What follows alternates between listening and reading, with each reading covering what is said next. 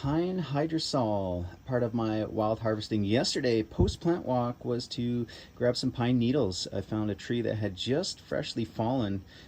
Needles were still on it, still in their prime, and it made picking super easy, and was able to get enough pine to basically pack that full of pine needles and that column through pine needles. So basically add water to that base, and then that essentially creates like a tea. So the water boils and begins to extract all the medicinal properties out of the pine needles there, and then that steam travels through the column. And so as that steam comes up, passes through all the pine packed in there, and so what we have is what we call a hydro distillation, so water and steam distillation. All that steam travels up through the pipe and then down to the condensing unit where it's cooling it, and then it drips out as hydrosol. So first gallon is almost done. I put another bottle on there to collect the second. Yeah, we'll see how much I get off this. Maybe 3 at most, maintaining a potency. It's kind of like tea, you know, depending on the amount of plant material versus water.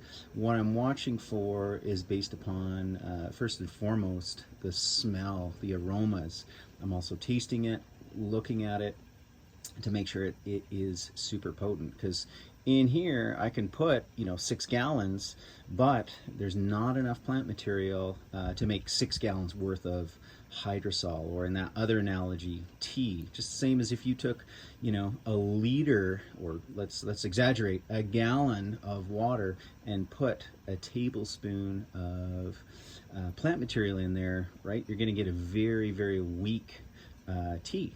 Where what I've done is I packed in as much plant material as I can, and even though I put in that maximum amount of water, it doesn't dilute it until the end, right? So as it begins to steam through, pulling those plant essential oils and other compounds, the beginning of it is certainly very potent.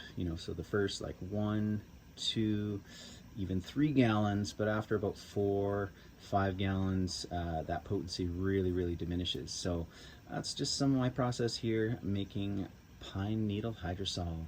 Other hydrosols I've made this week were a lemon lime balm. So many of you are familiar with lemon balm. Well, it turns out there is lime balm as well. These are things that I've been growing in the garden, and got a nice little harvest off. And that one, very limited supply. I got less than a gallon of that lemon lime hydrosol. So coming soon.